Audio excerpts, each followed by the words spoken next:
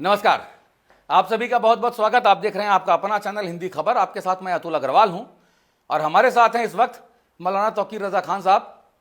आप किसी परिचय के मोहताज नहीं हैं। कुछ लोग भड़काऊ भाईजान कहते हैं, कुछ लोग अपने अपने हिसाब से इनको अलग अलग बात कहते हैं, कुछ लोग सुन्नी मुसलमानों का बड़ा नेता कहते हैं। आप बरेलवी इदारे की नुमाइंदगी करते हैं। आप इत्तेहाद मिल्लत काउंसिल IEMC के संस्थापक हैं, सर्वे सर्वा हैं। और ख़ास बात, भारत और भारत के बाहर कई मुस्लिम देशों में इनके लाखों की तादाद में इनके फॉलोवर्स हैं जो इनको बहुत पसंद करते हैं, मगर जो इनके विरोधी हैं वो इन्हें भड़काऊ भाईजान के साथ साथ कठमुल्लाओं का ठेकेदार कहते हैं। भाई साहब, तरह तरह के नाम है, सियासत चलती रहती है। क्या हाल चाल है? आपको बीजेपी की बी टीम भी कहा जाता है। मोहब्बत है लोगों की, लोग क्या क्या कहते हैं, किन किन नामों से याद करते हैं और हम क्या हैं ये हम जानते हैं। अब लोग अपने जहन के मुताबिक जैसा समझते हैं, जो मुझसे मुलाकात करता है वो मानता है कि हम कतई ईमानदारी से अपने देश और अपने समाज का काम करते हैं। मैंने फेसबुक में अपनी प्रोफाइल पे एक शेर लिखा है कि नेक ने नेक और बुरे ने बुरा जाना मुझे, और जिसकी जैसी फितरत थी उसने उतना ही पहचाना मुझे। ये आपके लिए लगता है कि सही बैठता है? जी, बहुत शुक्रिया। अच्छा, 24 तारीख को आप ऐसा क्या करेंगे कि दिल्ली जाम हो जाएगी, दिल्ली का रामलीला मैदान ठप हो जाएगा? क्या, क्यों, क्या, किस लिए? ऐसा देखिए, मैंने जयपुर में जो कुछ भी कहा उसको गलत तरीके से पेश करने की कोशिश की गई। ये जो मीडिया है जो हमारे देश में नफरतें परोसने का काम कर रही है, और मेरा मानना यह है कि अगर देश में कभी खुदा न करे, हमारी हत्तल इम्कान कोशिश है कि ऐसा कभी ना हो, लेकिन खुदा न करे अभी अगर कभी ऐसा होता है कि देश में एक खाना जंगी होती है, तो उसके लिए सबसे बड़ी जिम्मेदारी जो है वो इस भड़काऊ मीडिया की होगी, गोदी मीडिया की होगी। गोदी मीडिया मतलब क्या? यही जो हिंदू मुस्लिम हर वक्त नफरतें परोसने का काम करते हैं। नहीं तो नफरतें तो आप मैंने जो कहा, मैंने ये कहा था कि रामलीला ग्राउंड में 24 तारीख को प्रोग्राम किया जाएगा और पूरी शांति के साथ, कानून के दायरे में रहते हुए, और तिरंगा लेकर हम वहाँ जाएंगे। और 15 दिन में अगर हमारी दो मामूली सी मांगे हैं, एक तो ये सियासी कोई मांग नहीं है हमारी, एक ये कि रसूल आज़म की शान में गुस्ताखी करने वाले जिन पर मुकदमात लगाए गए हैं, लगे हुए हैं, जो मुजरिम हैं, उनको उनके खिलाफ सख्त कार्रवाई होनी चाहिए। हुकूमत उनकी सरपरस्ती कर रही है, ये हुकूमत की बेईमानी है। इस निंदा कानून की बात आप कर रहे हैं? नहीं, मैं पहले ये कह रहा हूँ कि जिन लोगों ने ये जुर्म कर दिया उनको सजा मिलनी चाहिए। कौन है वो लोग? यति नरसिंहानंद, अनिल यादव, यति और अनिल यादव, जितने भी लोग हैं जिन्होंने गुस्ताखियाँ की हैं उनको गिरफ्तार किया जाना चाहिए। और मैं देश हित की बात कर रहा हूँ। देश हित में ये बेहतर होगा कि इस निंदा के खिलाफ एक सख्त कानून बनाया जाए जिससे कोई भी किसी भी धर्म के खिलाफ आवाज़ ना उठा सके, किसी भी धार्मिक पुस्तक की बेहुरमती ना कर सके। तो ये मैं समझता हूँ कि मैं अपने देश की बात कर रहा हूँ, और मैं समझता हूँ कि इसकी तायीद हर हिंदुस्तानी को जो अपने देश की एकता और अखंडता से मोहब्बत करता है, देश के संविधान से प्यार करता है, अपने मजहब से मोहब्बत करता है, उन तमाम की तायीद मुझे मिलनी चाहिए। नहीं, लेकिन कहने वाले तो कह रहे हैं कि साहब यहाँ पे तो जो कठमुल्ला जो लोग हैं जो भड़काऊ भाषण देते हैं उनका तो तुरंत इस्लाम खतरे में आ जाता है। फ्रांस में चार्ली एब्दो मैगजीन पे एक कार्टून छपता है, उसमें पैगंबर मोहम्मद साहब का कहीं जिक्र नहीं होता, केवल एक कार्टून होता है। उसको बता दिया जाता है कि साहब ये तो पैगंबर साहब की जो बेहूदगी की गई, बेअदबी की गई, शान में गुस्ताखी की गई। और फ्रांस में बनता है, हिंदुस्तान में जो है 17 शहरों में रोडवेज की बसें जला दी जाती हैं, मारा। वो पूरी दुनिया में उसके खिलाफ एहतजाज हुआ था। अरे तो फ्रांस बना, फ्रांस में देखो, भारत से क्या मतलब? अच्छा, तो फिर भारत की रोडवेज की बस क्यों जलाई गई? देखिए, भारत का विद्यालय क्यों तोड़ा? किसने जलाई? किसने जलाई? मुसलमानों ने। कतई नहीं जलाई। पद्रवी मुसलमानों ने बिल्कुल नहीं जलाई। ये गलत इल्जाम है मुसलमानों पर। मुसलमानों ने एहतजाज किया, सिर्फ विरोध किया। कोई बस नहीं जलाई गई है, ये हमारे ऊपर इल्जाम है, ये हमारे ऊपर इल्जाम लगाया जा रहा है। मैंने खुद एहतजाज किया है, और पूरे कंट्रोल में रखा है मैंने अपने लोगों को। एक बात मेरी और ये लोग पकड़ते हैं कि मैंने अपने नौजवानों को कंट्रोल में करके रखा है। नहीं करेंगे तो रूह कांप जाएगी, सड़कों पे निकल गए तो। अब स्टेप बाय स्टेप बात होगी। जी जी। पहली बात मैंने ये किस लिए कही कि जो लिंचिंग करने वाले हैं उनको कोई कंट्रोल करेगा कि नहीं करेगा। बिल्कुल, ये सरासर गलत है सर। जो लिंचिंग करेगा वो अपराधी है। नहीं तो मैंने रिएक्शन मेरे नौजवान ना दें कि भाई हमारा बच्चा मार दिया, हमारा भाई मार दिया तो हम भी मारेंगे। हमने कंट्रोल किया कि नहीं, कानून अपने हाथ में नहीं लेना। बहुत अच्छी बात है। चेतन जैसे लोग, उनके दिलो दिमाग में कैसे कहाँ से ये नफरत आई कि उसने अपने भविष्य के बारे में नहीं सोचा, अपने परिवार के बारे में नहीं सोचा, और उसने अपनी नफरत का सरकारी बंदूक से वो 3 मुसलमानों को मार डालता है। तो मैं उन मुसलमानों की बात नहीं कर रहा हूँ जो मर गए, वो तो छुटकारा पा गए, लेकिन चेतन का क्या हुआ? इसके परिवार का क्या? चेतन के परिवार का क्या हुआ? किस तकलीफ से गुजरना पड़ रहा होगा? इसकी नौकरी भी गई, जेल में पड़ा हुआ है। तो नफरतों से आपको लाभ क्या मिल रहा है? मेरी हानि नहीं हो रही है, क्योंकि मेरे लोग तो निजात पा गए। मौत हमारा आखिरी घर है, तो मरना बहरहाल है। लेकिन देश में हमें प्यार मोहब्बत, अब जैसे बहराइच में हुआ, छत पे चढ़ गया, उसको किस लोगों ने चढ़ाया, किन लोगों ने चढ़ाया और क्यों चढ़ाया? और आपने देखा होगा कि छत पे वो तन्हा नहीं था, और लोग भी थे जिन्होंने अपना फोटो नहीं आने दिया, उन्होंने अपने आप को बचाया। लेकिन जब उसने रेलिंग तोड़ के फिर हाथ बढ़ाया तो किसी ने भगवा झंडा उसे दिया है। इसका मतलब ये कि छत पे और लोग भी थे जो अपने आप को छुपा रहे थे, इसको बढ़ा रहे थे आगे। तो इस बच्चे के घर वालों का क्या हाल होगा, उनको कितना गम होगा। तो हमें मार डालो, हमें मार डालो, कोई दिक्कत नहीं है, लेकिन आपको उससे लाभ हो रहा है, आपके बच्चों को लाभ हो रहा है, आपके परिवार को लाभ हो रहा है। हमें मार डालोगे तो भी तुम्हारे परिवार को दिक्कत में आना है, और कहीं इस उलझन में कहीं आप किसी दिक्कत में आ गए तो भी आपके परिवार को परेशानी। इतना आप ये अच्छी प्रेम मोहब्बत की बातें, आप ज्ञान की बातें कर रहे हैं, क्या ये तब नहीं करते जब सर तन से जुदा की बात आती है?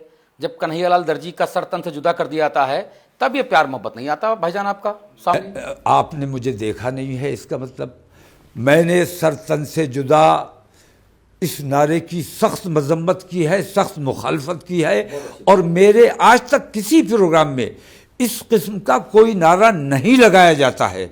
दूसरे कन्हैया, मैं तो बड़ी मजम्मत की है मैंने, आप तक पहुंची नहीं मेरी बात, मुझे बहुत अफसोस है। मैंने कन्हैया कितना इनोसेंटली वो उनका नाप ले रहा था, उनका नाप ले रहा था। कैसे हिम्मत हो गई? यानी भाई मेरी लड़ाई है तुमसे, तो मैं तुमसे मुकाबला करूंगा, मैं तुम्हें चैलेंज देके करूंगा काम, लेकिन वो बेचारा इनोसेंटली आपका नाप ले रहा है और आप उस पर हमला आवर हो रहे हो, आप उसका कत्ल कर रहे हो। इससे ज़्यादा अपराध नहीं हो सकता। मैंने उस वक्त भी ये बात कही थी, आज भी ये बात कह रहा हूँ। एक चीज़ और बताइए, जो आतंकवादी पकड़े जाते हैं, जो टेररिस्ट मिलिटेंट पकड़े जाते हैं, उनके बारे में पूरी दुनिया भर में ग्लोबली एक फिनोमिना, एक नैरेटिव सेट किया गया भाईजान। वो नैरेटिव ये है कि साहब आतंकी है, अच्छा मुसलमान है, ओह पक्का आतंकी है, फिर तो पक्का आतंकी है। तो हाँ, ये फिदा होने आया है, ये जिहाद करने आया है, ये काफिरों को मारने आया है, ये आतंकी है। इस नैरेटिव के बारे में आप क्या बात करेंगे? और हिंदुस्तान में तो ये बहुत ज़्यादा है। ये बताइए कि वो आतंकवादी 14 से पहले बहुत हुआ करते थे, 14 से पहले बम भी बहुत फटा करते थे, जगह जगह रोज़ आतंकवाद होता था, रोज़ बम ब्लास्ट होता था, रोज़ मुस्लिम बच्चों की लिंचिंग हुआ करती थी। मैं ये पूछ रहा हूँ कि वो सारे आतंकवादी 14 के बाद कहाँ चले गए? वो सारे बम जो पब्लिक प्लेसेस पे, मस्जिदों में, मंदिरों में फटा करते थे, ट्रेनों में फटा करते थे, वो सारे बम कहाँ चले गए? अगर मैं आतंकवादी था, अगर मुसलमान आतंकवादी था, तो 14 के बाद उससे ज़्यादा आतंकवाद करना चाहिए था। सच्ची बात यह है कि हम पर आतंकवादी होने का इल्ज़ाम लगाया गया, हमारे माथे पे आतंकवादी होने का टैग लगाया गया, और ये इल्ज़ाम खुद इन लोगों ने बम मारे जो जो हिंदूवादी संगठन है, इन्होंने बम मारे और इन्होंने मुसलमानों पर इल्ज़ाम लगाया और कांग्रेस ने मुसलमानों को गिरफ्तार किया। तो ये हिंदूवादी संगठन और ये कांग्रेस इसमें बराबर के मुजरिम हैं। हमारे माथे पर आतंकवादी का टैग लगाने का काम सबसे बड़ा अगर किसी का है तो वो भारतीय जनता पार्टी से भी ज़्यादा बड़े मुजरिम अगर हैं तो वो कांग्रेसी हैं। तो कश्मीर में जो हो रहा है, जो पत्थरबाज थे, क्या वो मुसलमान नहीं थे? जो भारतीय सैनिकों को घेर के मारते थे, क्या मुसलमान नहीं हैं? अभी जो वारदातें कर रहे हैं सीमा पार पाकिस्तान से, मुजफ्फराबाद, मुनाबा, खोखरा पार और खैबर पख्तूनख्वा से जो लोग आके कश्मीर में गोलीबारी कर रहे हैं, सर तन से जुदा कर रहे हैं, क्या वो आतंकी नहीं है? क्या वो मुसलमान नहीं है?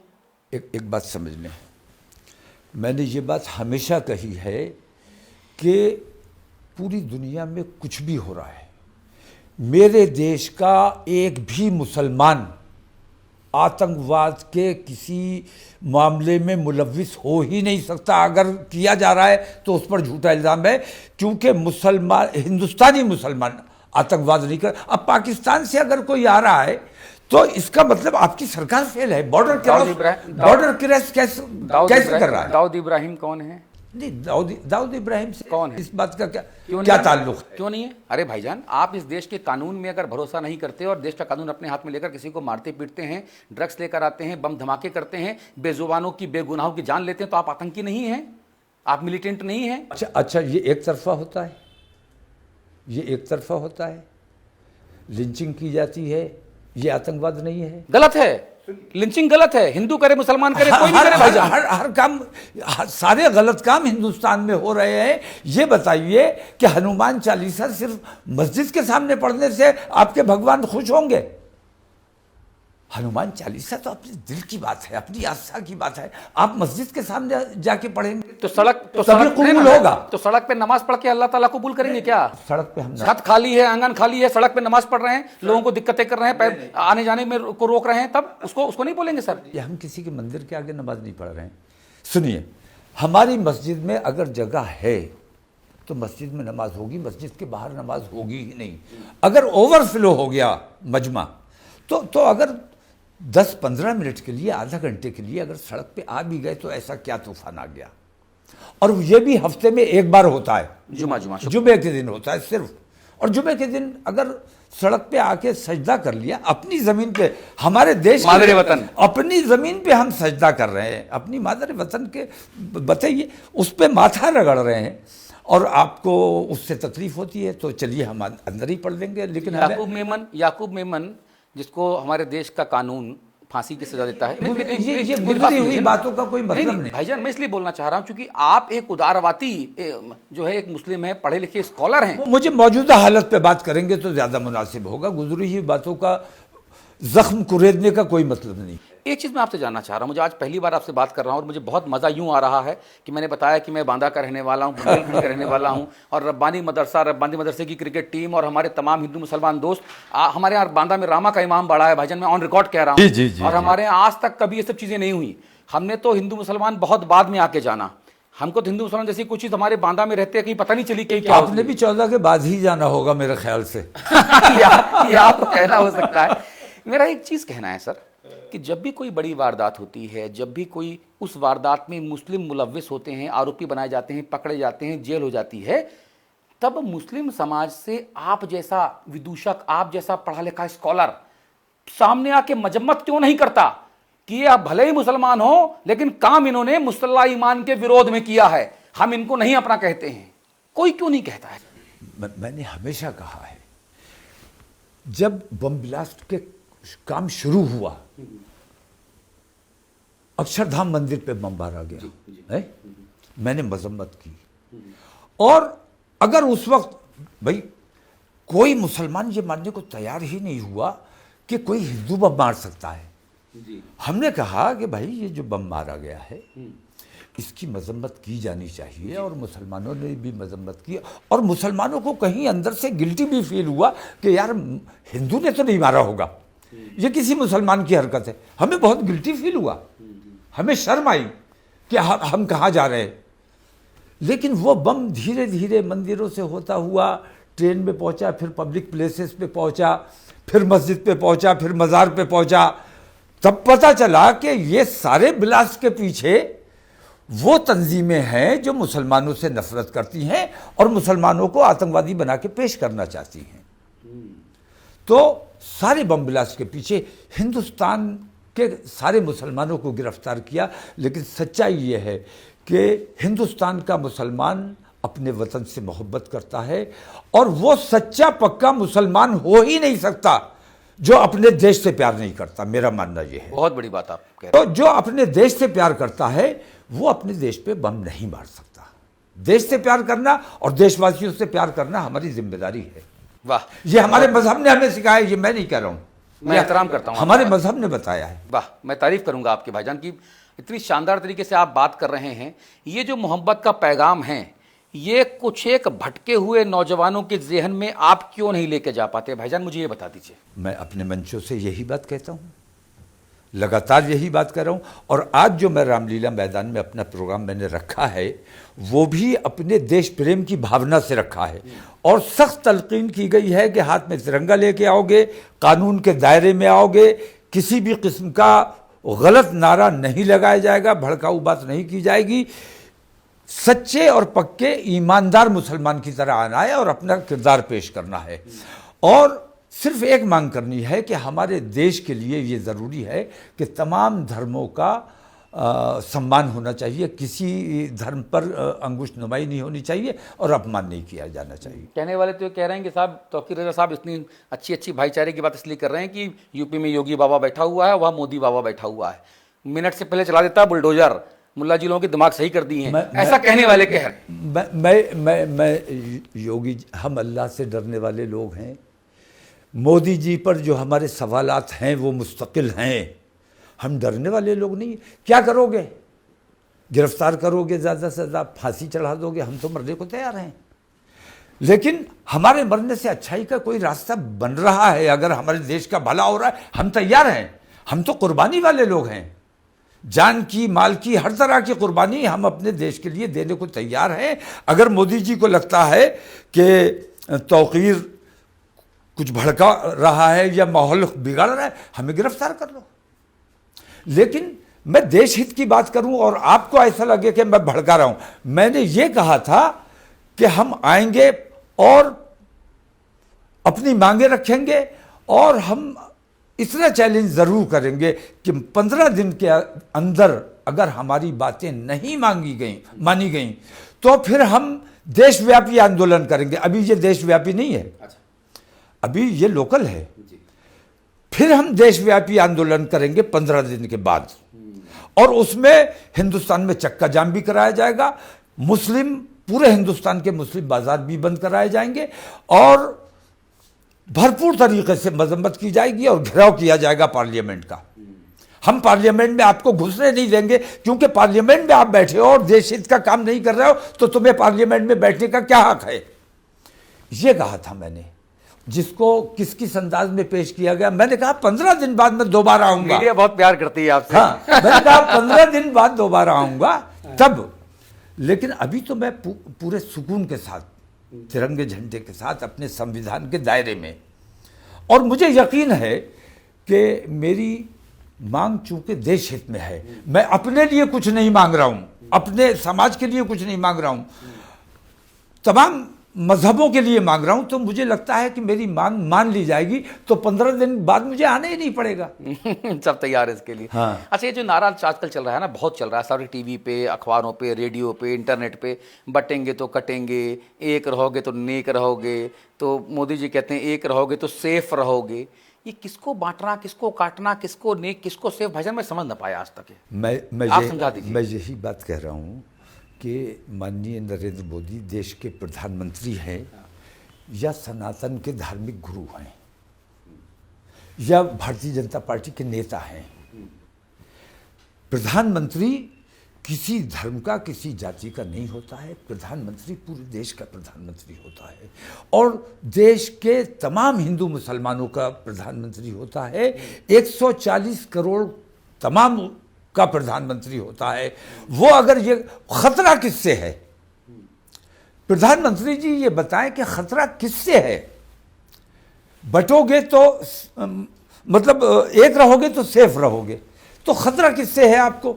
सरकार आपकी है, पुलिस आपकी है, सैनिक और अर्धसैनिक बल आपके पास हैं, संख्या आपकी है। मुसलमान कितने से हैं? तो मुसलमानों से हिंदू समाज को डराते हो, इससे ज्यादा घिनौना अपराध प्रधानमंत्री की हैसियत से अगर किया जा रहा है तो इससे घिनौना अपराध नहीं किया जा सकता। प्रधानमंत्री का इसके लिए मैं जवाब तलब करता हूं, उनको जवाब देना चाहिए कि किससे खतरा है आपको। अगर ये हिंदू समाज के लिए कह रहे हैं आप तो बहुत बड़ा अपराध है, और अगर तमाम देशवासियों से कह रहे हैं तो मैं इस बात का आदर करता हूं, सम्मान करता हूं, क्योंकि इधर पाकिस्तान भी है, इधर चाइना भी है। चाइना मुसलसल हमारे यहां घुसता चला आ रहा है। अभी बांग्लादेश में बहुत बड़ा हादसा हो गया। बांग्लादेश जिसने बनाया उसी की बेटी को देश निकाला दे दिया। तो इस किस्म के हालात हैं। तो इसके लिए शायद प्रधानमंत्री ने तमाम देशवासियों को एक रहोगे तो सेफ रहोगे की तलकीन की है, ताकि देश में एकता और भाईचारे का माहौल बन सके। आपकी इस नादानी पे बलिहारी हो जाने को जी चाहता है।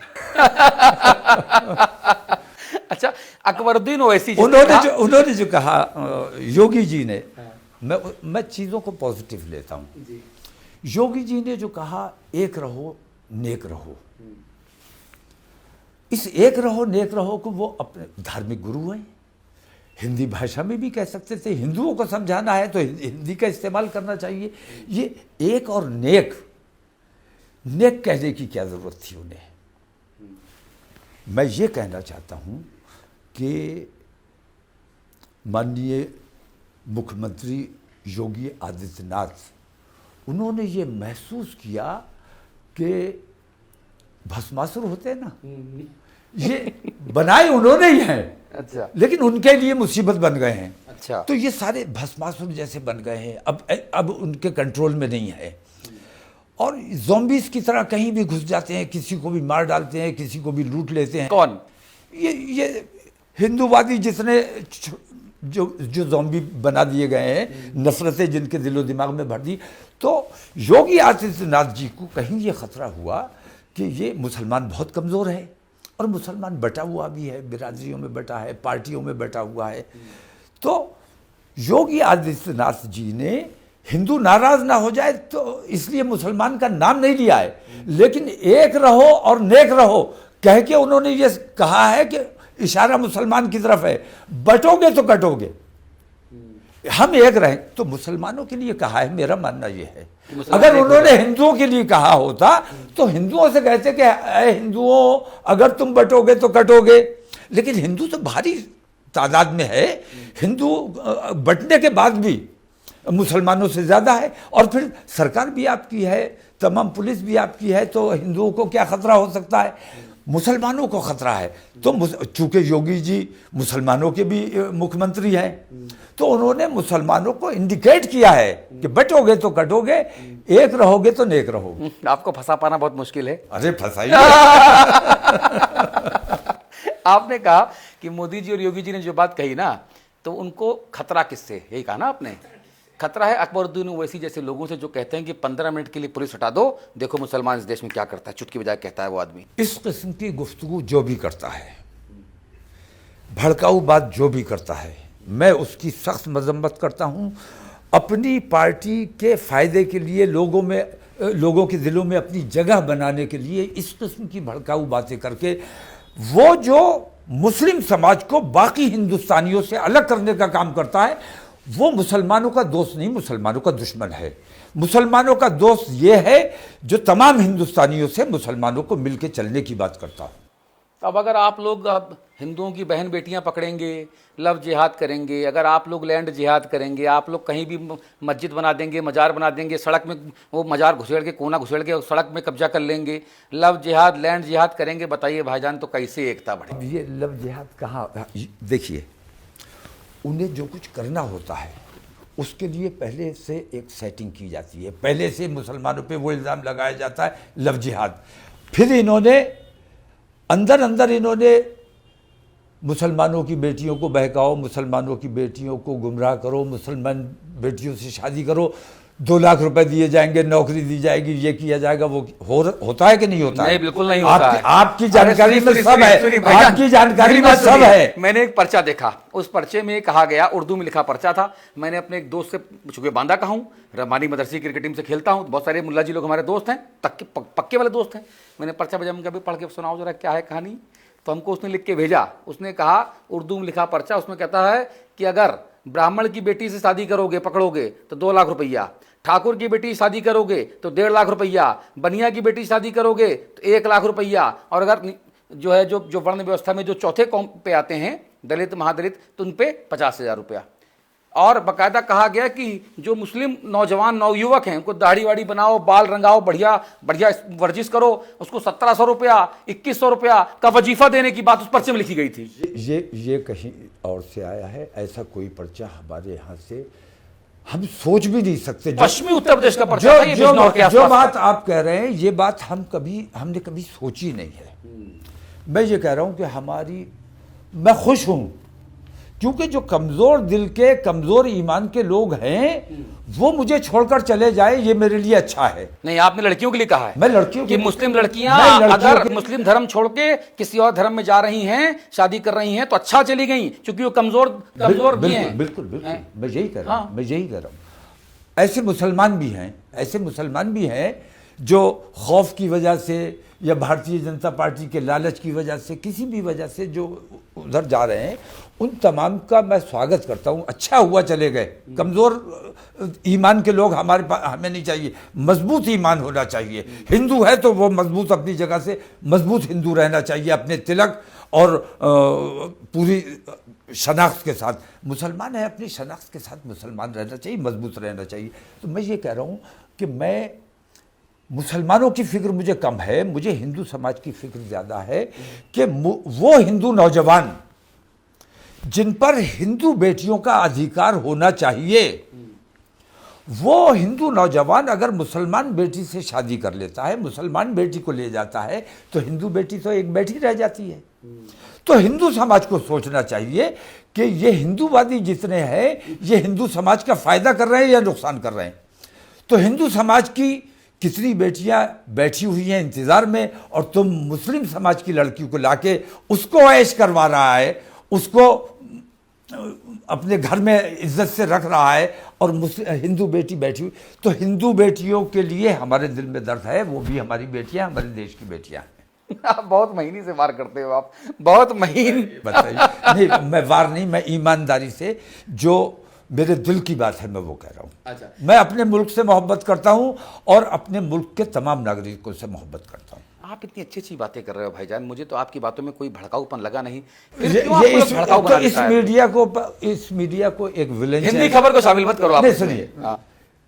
इनको एक विलन चाहिए, अब टीआरपी के लिए एक विलन चाहिए। तो स्टोरी तब बनती है और मज़ा तब आता है जब एक विलन होता है। तो मुझे उस विलन के तौर पे ये लोग इस्तेमाल करते हैं, तो मेरे ऊपर झूठे इल्ज़ाम लगाना इनकी जिम्मेदारी है। जितने आपने सुने होंगे मेरे बारे में, वो तमाम मेरे ऊपर झूठे इल्ज़ाम हैं। जयपुर में मैंने जो कुछ भी बोला, मैंने वजाहत कर दी उसकी। उसमें अगर कुछ लगता है आपको भड़काऊ है तो ठीक है, मैं भड़काऊ करता हूँ, लेकिन मैं सच्चा देश प्रेमी हूँ और अपने देशवासियों से मोहब्बत करता हूँ। अच्छा, आपकी ये मोहब्बत तब और ज़्यादा नुमाया हो जाती है जब आप कहते हैं कि मोदी जी धृतराष्ट्र हैं। आप कहते हैं कि हिंदू को नरेंद्र मोदी से खतरा है क्योंकि इन्होंने नया हिंदुत्व पैदा कर दिया है। सनातन और हिंदुत्व में ज़मीन आसमान का फ़र्क है। नरेंद्र मोदी ने हिंदुत्व का मतलब बदलकर जॉम्बीज पैदा कर दिए हैं जो संसद में गालियां देते हैं, घूमते हैं। अब ये तो आप लोगों ने सब सुना है। आप लोग ये बताएं कि इसमें किस हद तक सच्चाई है या किस हद तक मैंने झूठा इल्ज़ाम लगाया है। इसमें कोई शक नहीं कि मौजूदा दौर के नरेंद्र मोदी धृतराष्ट्र हैं, क्योंकि उन्हें सिर्फ जो उनके साथी हैं उनके फायदे और नुकसान के अलावा उन्हें देश में कुछ नजर ही नहीं है। अरे डोनाल्ड ट्रंप को जिता दिया उन्होंने, आप बताइए धृतराष्ट्र कह रहे हैं भाईजान। बताइए। दुनिया की सबसे बड़ी पार्टी की मुखिया है, पूरे सबसे लोकप्रिय नेता है दुनिया की, क्या बात आप पूरी कर रहे हैं? दुनिया की राजनीति कर रहे हैं। मैं एक बात कहता हूं, अगर सच्चे हिंदू हैं और अगर सच्चे देशभक्त हैं और हिंदुत्व के अलंबरदार हैं, तो ये बताइए कि कैलाश मानसरोवर कहां है? क्या वो हिंदुओं की आस्था का केंद्र नहीं है? क्या उसको आप तो बहुत बड़ी ताकत हैं, क्या चाइना से आपको बात नहीं करनी चाहिए कि बदले में जो चाहो ले लो? 5 एकड़ हमने मुसलमानों को दिया है, तुम 10 एकड़ ले लो, लेकिन कैलाश मानसरोवर हमारे हिंदुस्तानियों की आस्था का केंद्र है, हिंदुस्तान को दे दो। फिर तो पाकिस्तान से करतारपुर साहब भी आना चाहिए और बांग्लादेश से अरे लीजिए, ढाकेश्वरी मंदिर भी आना चाहिए। बिल्कुल आना चाहिए। बांग्लादेश और पाकिस्तान हिंदुस्तान का हिस्सा थे, और कभी हम इस पोजीशन में आए तो इंशाल्लाह हिंदुस्तान का हिस्सा बनाएंगे। अरे ये आपका खेल है ये पूरा। नहीं, हमें क्यों? हमें मुसलमान ज्यादा हो जाएगा, ये पूरा खेल है आपका। अब हर बात में आपको तकलीफ है। अगर वो अलग हो गए तो भी आप परेशान हैं, और अगर हम मिलाना चाहते हैं तो अखंड भारत कैसे बनेगा? मुसलमानों पर यह इल्जाम रखा गया है कि मुसलमानों ने पाकिस्तान बनवाया। सच्चाई यह है कि मुसलमानों ने पाकिस्तान नहीं बनवाया। सच्चाई यह है कि मोहम्मद अली जिन्ना जो गुजराती बनिए थे, उनके दादा मछली का कारोबार करते थे, और इसलिए उनका बहिष्कार कर दिया गया था हिंदू समाज से और उनकी बिरादरी से। तो बहुत कोशिशें की और बहुत उन लोगों को जलील किया गया कि नहीं तुम ऐसे हो, तुम वैसे हो। कोशिश की कि भाई हमें बात शामिल कर लो, लेकिन नहीं किया गया। तो इस तमाम कार्रवाई से क्षुब्ध होके, नाराज होके मोहम्मद अली जिन्ना के वालिद मुसलमान हो गए। मुसलमान इसलिए नहीं हुए कि इस्लाम अच्छा है, बल्कि मुसलमान इसलिए हुए कि अपने समाज को, अपनी बिरादरी को, उन्हें अपनी नाराजगी दिखानी थी कि हमारे साथ तुम अन्याय कर रहे हो, हम मुसलमान हो जाएंगे। समझ रहे हैं आप? उसके बाद मोहम्मद अली जिन्ना को इस्तेमाल करके हिंदूवादी संगठनों ने, उस वक्त की हिंदूवादी तंजीमों ने, और मोहम्मद अली जिन्ना ने भी अपने समाज और अपनी बिरादरी से बदला लेने के लिए हमारे देश का बंटवारा किया। उनको जो तकलीफ थी, उन्होंने अपनी तकलीफ का बदला उन्होंने पाकिस्तान बनवाने की शक्ल में लिया। मुसलमानों ने नहीं, बल्कि गुजराती एक बनिए ने पाकिस्तान बनवाने का काम किया है, और इल्ज़ाम मुसलमानों पे है। वो मुसलमान बराए नाम थे। मुसलमान वो रेड वाइन पीते थे, क्योंकि उनके अंग्रेज दोस्त ने कहा कि बहुत दुबले हो तुम, रेड वाइन पियोगे तो मोटे हो जाओगे। वो पोर्क खाते थे। सुअर का गोश्त हमारे यहाँ हराम है, शराब हमारे यहाँ हराम है, और वो इन चीज़ों का सेवन करते थे, और इस्लाम वो बिल्कुल नहीं जानते थे। उन्होंने जो कुछ किया, अपने समाज और अपने धर्म के लोगों को सबक सिखाने के लिए, उनसे बदला लेने के लिए ये काम किया, और उसका शिकार हम हुए। वो तकलीफ हमें है, और हम ही पे इल्ज़ाम लगाया जाता है कि पाकिस्तान पाकिस्तान।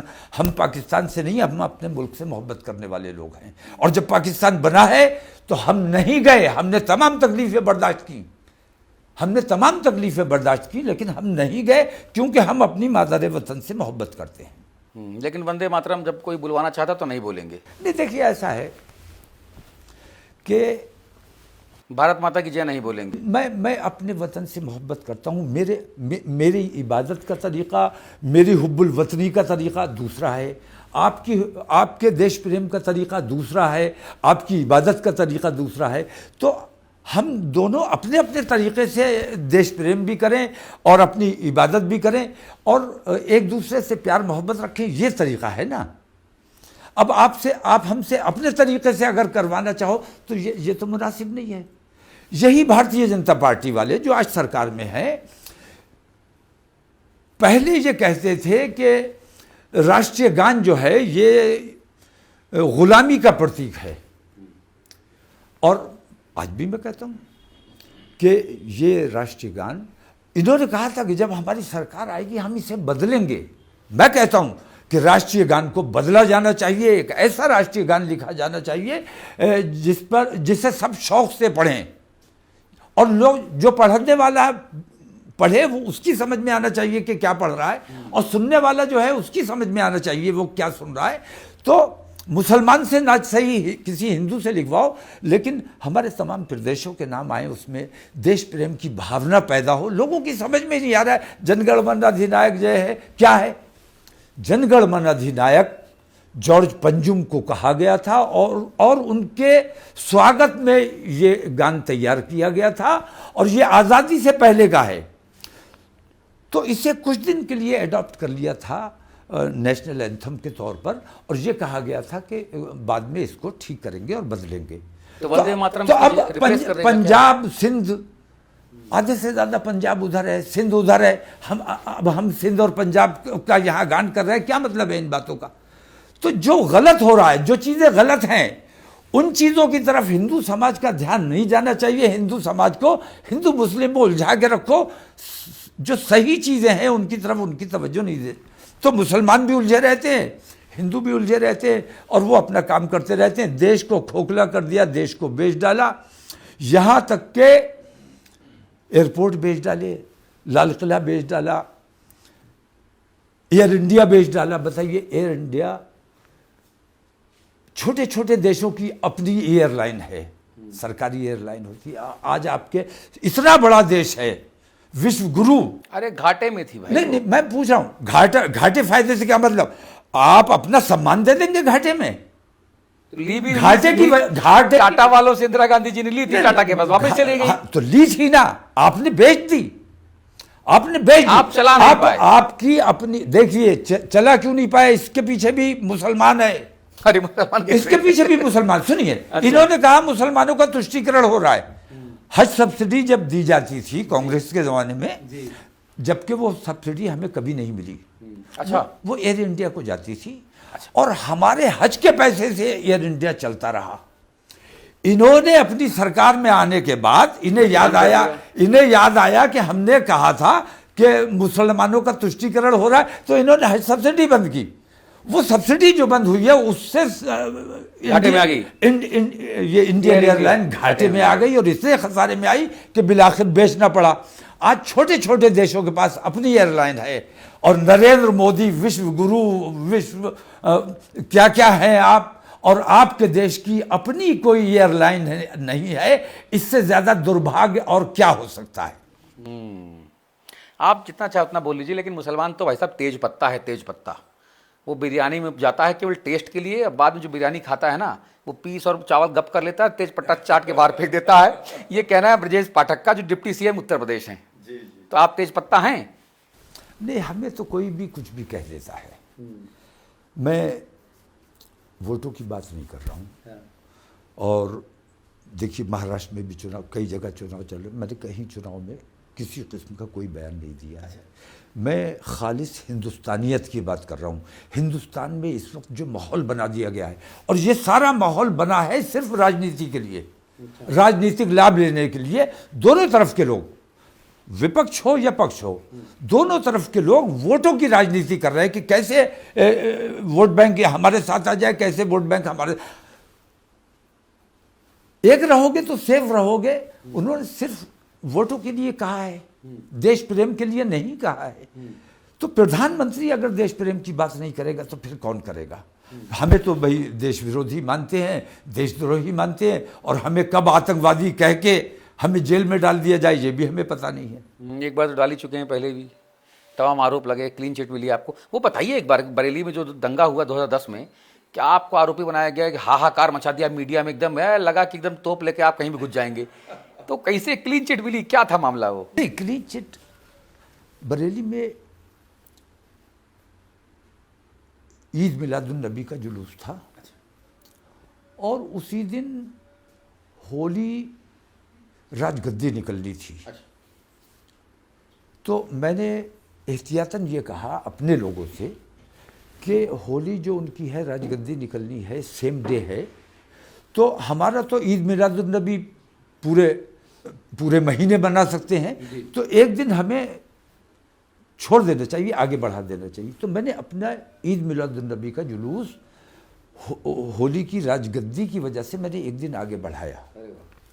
राजगद्दी निकल गई, दूसरे दिन हमारा जुलूस था। लेकिन ये कि जो माहौल ख़राब करना चाहते थे वो उस जुलूस में घुस गए, और उस जुलूस में बदतमीजियाँ की, और फसाद हो गया। और उसमें भाई हम अपना जुलूस निकाल रहे हैं, छोटे छोटे बच्चे, हमारे ऊपर ये इल्ज़ाम कि हमने दंगा किया। हमारे जुलूस में दंगा किया गया, हमारे जुलूस में दंगाई घुस गए, उन्होंने किया। और फिर मैं किसी एफआईआर में नहीं, मेरा कहीं कोई लेना देना नहीं। बाद में मुझे मुल्जिम बना दिया गया, मुझे गिरफ्तार किया गया, मुझे बुलाया गया पीस कमेटी की मीटिंग के लिए। मैं पीस कमेटी की मीटिंग के लिए गया, वहां मुझे पकड़ लिया गया, डिटेन कर लिया, जेल भेज दिया। हंगामा हुआ। उस वक्त तो मायावती की सरकार थी और यहाँ कांग्रेस की सरकार थी, और चूंकि हमने कांग्रेस की हिमायत की थी उस चुनाव में, उस वजह से हमें इस तकलीफ से गुजरना पड़ा, क्योंकि जो हिंदूवादी थे वो हमसे सख्त रुष्ट हो गए, नाराज हो गए कि इन्हें किसी सूरत से फंसाया जाए। और लेकिन जो इंक्वायरी हुई तो 72 घंटे के अंदर मुझे बाइज्जत बरी कर दिया गया, मेरे ऊपर कोई मुकदमा नहीं। मुझ पर ये इल्ज़ाम लगाया जाता है कि दंगे के आरोपी, ये मेरे ऊपर झूठा इल्ज़ाम है। अगर क्लीन चिट मुझे दे दी गई है तो फिर काहे का दंगे का आरोपी? सही बात है। तो ये मीडिया बार बार दंगे का आरोपी कहता है, लेकिन इस मीडिया को मैंने खुली छूट दी हुई, जो चाहो कहो, टीआरपी लो, हाँ जो चाहो मुझे कहते रहो, मैं तुम्हें कोई जवाब नहीं दूंगा। अच्छा, ये बताइए, जैसे आप कह रहे हैं जितनी आपने ये किस्से सुनाए ना भाईजान, सब में लगा कि कांग्रेस की सरकारें रही हैं और कांग्रेस की सरकारों में, कांग्रेस की सरपरस्ती में अलग अलग मौक़ों पर मुसलमानों का शोषण हुआ, मुसलमानों का नुकसान हुआ। देखिए ऐसा है, तो क्या कांग्रेस मुसलमान विरोधी है? तो हिमायती कौन है मुसलमानों का? देखिए ऐसा है, हमारी तो समस्या ही सबसे बड़ी ये है, अपन कोई नेता नहीं बना पाए। हमारी समस्या सबसे बड़ी ये है कि हमारे जो विरोधी हैं वो खुल के अपना काम कर रहे हैं। दुश्मनी है तो वो खुल के दुश्मनी कर रहे हैं और पूरी ईमानदारी से कर रहे हैं। लेकिन हमारे जो दोस्त हैं, जिनको हम नवाजते हैं, जिनको हम बढ़ाते हैं, हमारे जो दोस्त हैं वो दोस्ती में ईमानदार नहीं है। हमारी समस्या ये है। अच्छी बात। कांग्रेस के ज़माने में भी हमारे ऊपर यही जुल्म सितम, कांग्रेस के ज़माने में हमारे माथे पर आतंकवादी का टैग लगाया गया, आपको याद है? आज आतंकवाद वो कहाँ चला गया और आतंकवादी क्यों नहीं है हम? तो जो कुछ कांग्रेस ने बोया वही तो भारतीय जनता पार्टी काट रही है। तो कांग्रेस और अगर वो बीज कांग्रेस ने ना बोए होते तो अब भारतीय जनता पार्टी तो आती नहीं। हाँ, तो कांग्रेस और भारतीय जनता पार्टी अगर दोनों ही मुसलमानों की जो है खैर ख्वाह नहीं है, दोनों ने नुकसान किया, तो तीसरा विकल्प कौन है? दिल्ली में कौन? आम आदमी पार्टी?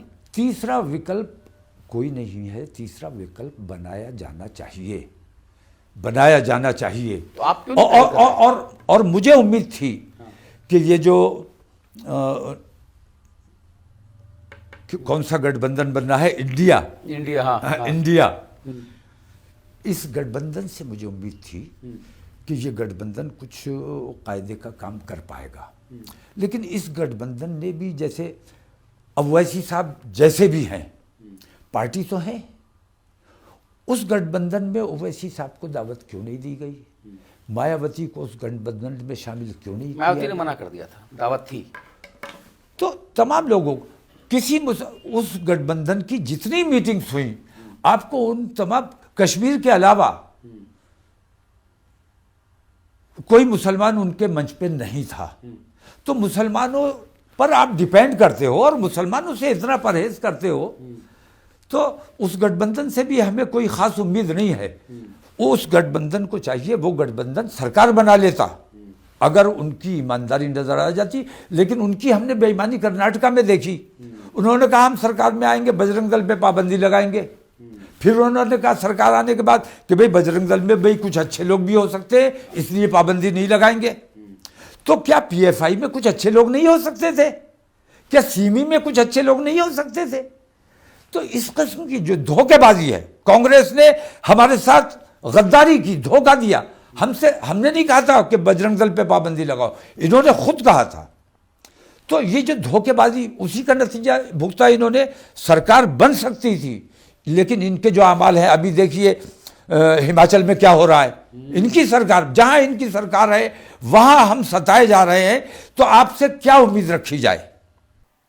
वही तो मैं कह रहा हूँ, विकल्प कौन है? इसलिए अरविंद केजरीवाल की आम आदमी इसलिए पार्टी दिल्ली में- विकल्प बनाया जाना चाहिए और इंशाल्लाह विकल्प बनेगा। दिल्ली विकल्प विधानसभा बनेगा। चुनावों में मुसलमान दिल्ली के जो हैं वो अगर कांग्रेस को वोट नहीं देंगे, आपके हिसाब से अगर बीजेपी को वोट नहीं देंगे, तो क्या आम आदमी पार्टी के झाड़ू देखिए के बटन दबाएंगे? अभी 29 में नए हालात बनेंगे, नया माहौल बनेगा और नया गठबंधन आपके सामने आएगा इंशाल्लाह। जी, दो मेरे आखिरी सवाल है, मुझे संकेत हो रहा है इंटरव्यू वाइंड अप करने का।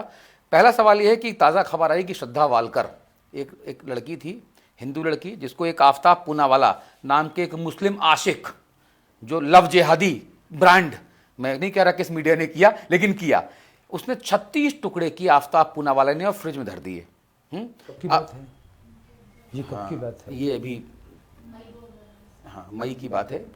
ठीक है, अब आप बताइए कि कहा जा रहा है कि एक माफिया है लॉरेंस बिश्नोई, अब उसके गैंग से आफताब पूनावाला की हत्या करने की बातें कही जा रही हैं। शार्प शूटर पकड़ गया, इसने बाबा सिद्दीकी को मारा था, शिवा, वो जेल की भीतर बयान दे रहा भाईजान, वो कह रहा है कि अब अगला टारगेट जो है वो आफताब पूनावाला है, क्योंकि उसने हिंदू लड़की को 36 टुकड़ों में काट के और फ्रीजर में धर दिया। जिसने अपनी प्रेमिका या अपनी वाइफ के 36 टुकड़े किए, तो वो तो भाई दानव, मानवता तो ये नहीं कर सकती।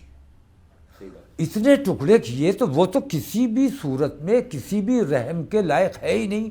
और मैं समझता हूँ शायद जेल में ही होगा अगर उसने ऐसा किया है, तो जेल ही, ऐसे लोगों का जेल ही ठिकाना है। वो हिंदू करे या मुसलमान करे, जो गलत है वो गलत है। ऐसी बहुत सी मुस्लिम लड़कियों के साथ भी हुआ है जिनकी हत्या कर दी गई है। तो मैं दोनों की मजम्मत करता हूँ। गलत काम जो भी करेगा, वो हिंदू हो या मुसलमान, उसका ठिकाना जेल होना चाहिए।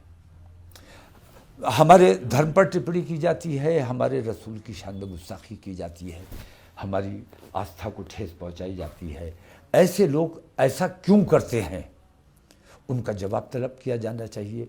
उन पर मुकदमात हैं तो उनको गिरफ्तार क्यों नहीं किया जा रहा है? सरकार उनकी सरपरस्ती क्यों कर रही है? सरकार को इससे क्या लाभ हो रहा है, या गिरफ्तार करने में क्या हानि होने का अंदेशा है? मुझे लगता है शायद अभी चुनाव 20 में है, शायद 20 तारीख को, तो शायद चुनाव तक गिरफ्तार नहीं करेंगे, लेकिन मुझे यकीन है कि इन्हें गिरफ्तार भी किया जाएगा और इसी पार्लियामेंट के सेशन में ईश निंदा के खिलाफ सख्त कानून भी बनाया जाएगा। मेरा आखिरी सवाल, जो मुस्लिम समुदाय को अल्पसंख्यक का एक तमगा लगा हुआ है, ठप्पा लगा अल्पसंख्यक अल्पसंख्यक अल्पसंख्यक, क्या आपको लगता है कि इसकी ज़रूरत है? आज हमारे देश में मुस्लिम भी, मुझे लगता है अगर मैं गलत नहीं हूँ तो शायद 20-22% हैं, और 20-22% लोगों को एक दायरे में डाल देना और उनको राष्ट्र की मुख्यधारा में ना आने देना, अल्पसंख्यक का टैग लगा देना, ये ज़रूरी है क्या? देखिए, इसके लिए मैं कसूरवार आरएसएस को या भारतीय जनता पार्टी को नहीं मानता हूँ।